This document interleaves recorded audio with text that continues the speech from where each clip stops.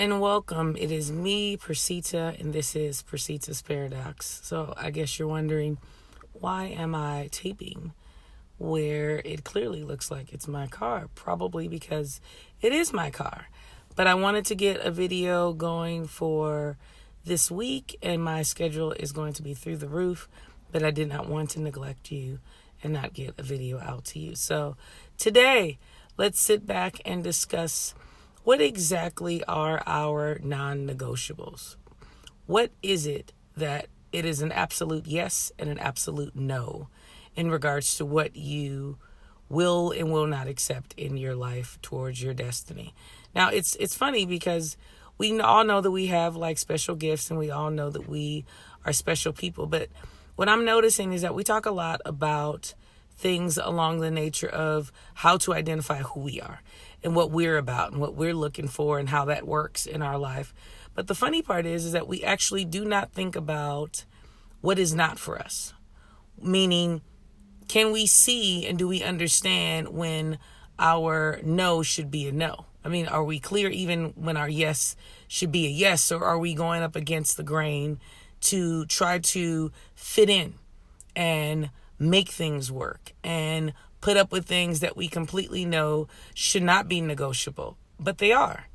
So if we think about what's actually non-negotiable in your life, I heard that word and it really shook me because it really does make you stop and wonder, how many times have you given things a soft yes or a soft no? Meaning you knew and you understand that it wasn't for you, but you continued to deal with it anyway because of whatever the circumstances were. Maybe you didn't want to lose a relationship. Maybe you didn't want to be alone. Maybe you felt as if in the long run it would work. Maybe you thought you were going to help another person in the relationship, etc. The sad part is, though, is that we have to get to a space and time in our place where we understand, truthfully, the world is working in two realms. It's either worldly or it's spiritual. Now, some people say, well, spirit, are you talking about, religion, Persita? Absolutely not. Religion is just that, religion. To be spiritual has absolutely nothing to being religious. There is two different scenarios. That religious is basing it on man. Spiritual is basing it on what your higher being, God, says. Okay? So when I say that I'm a spiritual being, I like to tell you that I could give two shakes of a hell about religion and the rules that come about with religion. I'm more focused on what exactly God says specifically. It's clear. Everyone can read whatever they choose. I choose the Bible. I work with that. Whatever your choice is yours, and I respect that. But for me, everything is about worldly or spiritual at this point, or worldly or coming from a spiritual place. Now, I don't know if you've noticed, but it's not about it being, free for all and how many girls and guys you got in your life. Everybody is trying to be stable. Okay. The world is in such an uproar. Truthfully, everyone in their realm of life, be it their career, be it their relationship, their money, what they're doing, everyone wants to be stable at this point. It is no longer, a fad to be able to say, like, I got 20 girls, and, I'm out with this many dudes. Like, everybody you talk to is talking about settling down and stabilizing their life.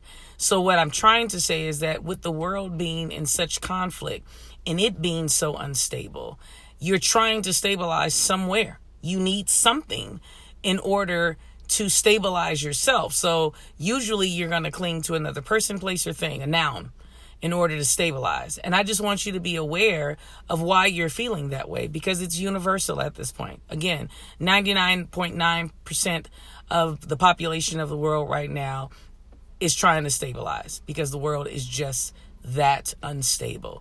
So what I'm trying to push for you to think about today is that once it's all said and done, what is negotiable and what is non-negotiable? Typically, you don't really assess that until you understand what your yes and your no is. And I believe that the only way for you to get to that place is for you to really sit down and ask yourself and your spiritual being what exactly it is that you're looking for. I'm going to always call my spiritual being God because that's what I call him. So I'm going to ask God, what exactly is it that you're looking for me to do? Within that, you can actually find your yes and your no. Let your yes be yes and let your no be no. Meaning there's got to be things in your life that you are not willing to waver on. Period, point and blank. And then there has to be things in your life that you are absolutely going to agree to and move to. Let's firm that up. Okay? So today let's really talk about what we're going to do to firm that up. And then let's come back and talk about what those yeses and nos are. Understand that everyone's yes is not the same. Everyone's no is not the same. So some things that you might be trying to do in your life, but you've seen other people fail, do not make it about that. Do not put yourself in a position where you say, well, I'm not going to try it because so-and-so failed. Has nothing to do with you. Everyone talks about being in their own lane and, what that is and how that works. But truthfully, you have to be able to define what the lane is so that you can understand where your yes and no are.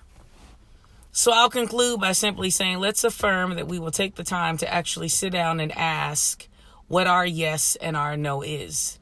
We're asking ourselves, we're looking at our goals, we are looking at situations, and we're going to stop with the soft yeses and nos. We're going to stop negotiating things that we absolutely cannot afford to negotiate. We don't have time to do that. You actually need to get on the grind and make better decisions. So we're going to affirm time is not on your side, and you absolutely want to focus on what it is you need to do. Okay?